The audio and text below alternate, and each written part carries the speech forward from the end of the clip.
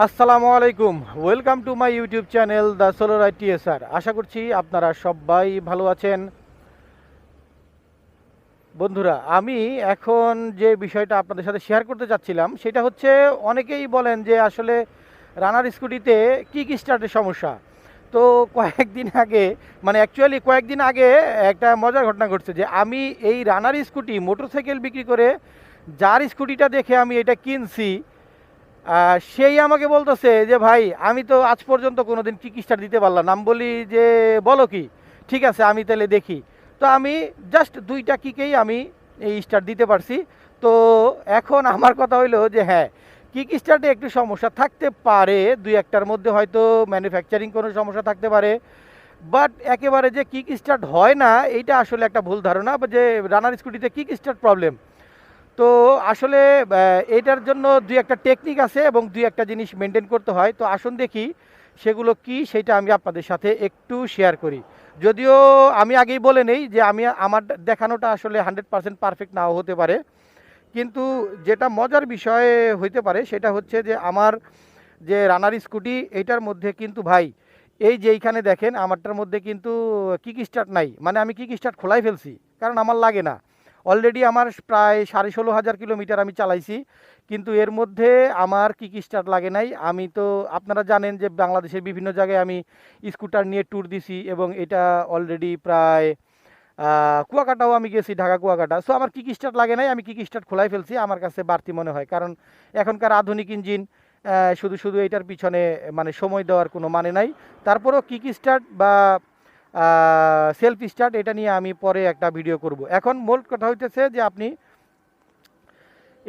এইটাকে আপনি double stand করবেন। এখন আমি ডাবল স্ট্যান্ড করে দেখাইতেছি না, কারণ আমার যেহেতু কিক স্টার্ট নাই, সো আমি দেখাইতেছি না। আপনি ডাবল স্ট্যান্ড করবেন, আর ডাবল স্ট্যান্ড করার পরে যেটা করবেন সেটা হচ্ছে যে আপনি জাস্ট থ্রটলটাকে একটু মোচড়ায় খালি ধরে রাখবেন।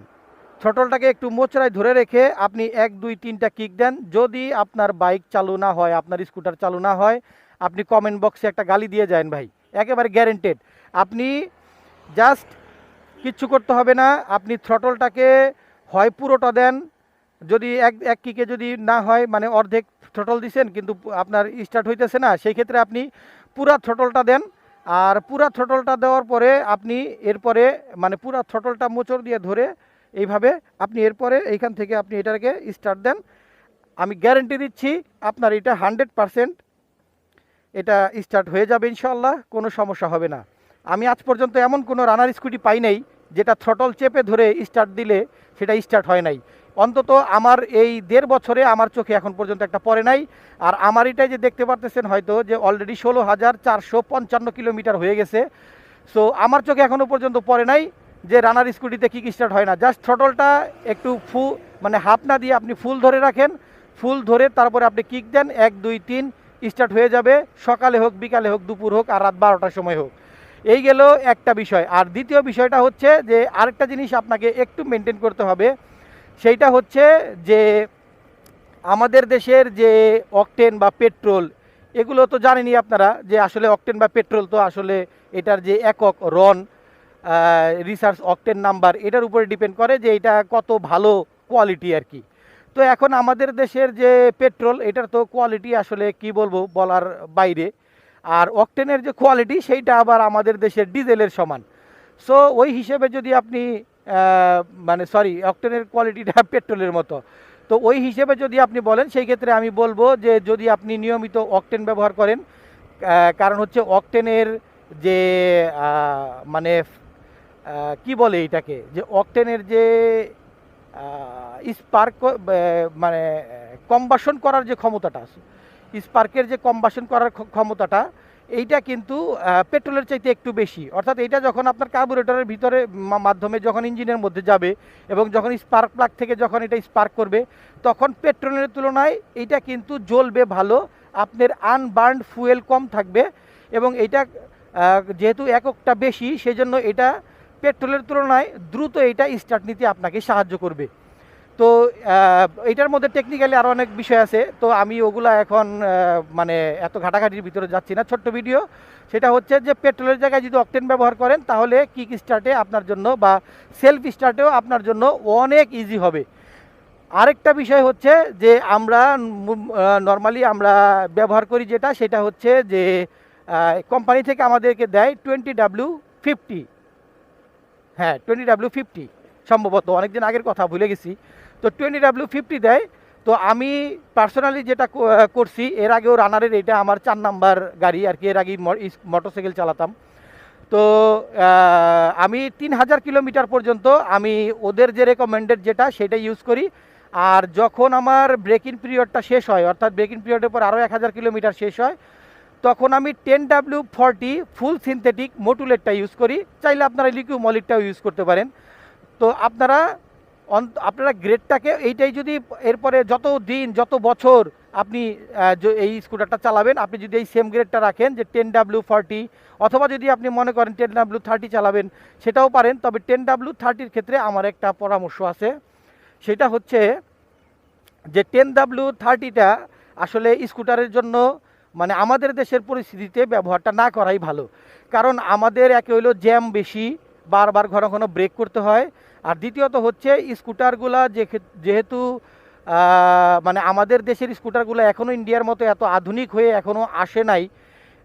মাত্র আমাদের দেশি স্কুটার সেগমেন্ট মাত্রই মানে পপুলার হওয়া শুরু করছে। সো এখন আর স্কুটারে যেহেতু আপনার বাইরের বাতাস থেকে মানে ঠান্ডা হওয়ার মতো ইঞ্জিনটা অত বেশি এখনও, যেহেতু চারপাশে এটা ঢাকা, এটা যেহেতু ফোর্সড কুলিং সিস্টেম, স্কুটারে কিন্তু ফোর্সড কুলিং সিস্টেম থাকে, মানে বাইরে একটা বাতাস দেওয়া, এই একটা কুলিং ফ্যান দেওয়া থাকে, ওইটা থেকে বাতাস গিয়ে গিয়ে গিয়ে গিয়ে তারপরে এটা আস্তে আস্তে ঠান্ডা হয়।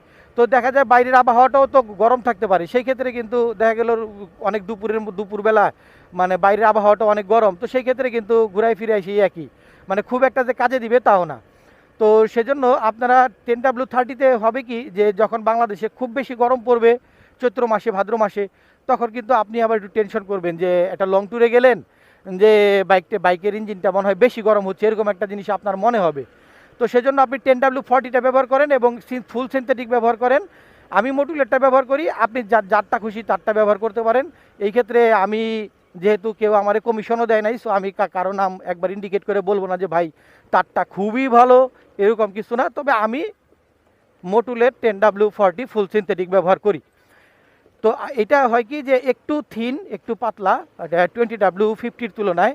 তো যার জন্য হয় কি যে যখন আপনি কিক স্টার্ট বা সেলফ স্টার্ট দিবেন, তখন ইঞ্জিনের যে আপনার সেলফ মোটরটা, এই সেলফ মোটরটা ইঞ্জিনটাকে একটু ইজিলি ঘুরাইতে পারে। কারণ যেহেতু এটা একটু পাতলা, আর যে নর্মালি আপনারা এটা ভালো করেই জানেন, এটা তো আসলে কমন সেন্সের ব্যাপার, যে ঘন জিনিসের মধ্যে যদি কোনো কিছু ঘুরাইতে যান তখন সেটা একটু বাঁধো বাঁধো ঠেকবে।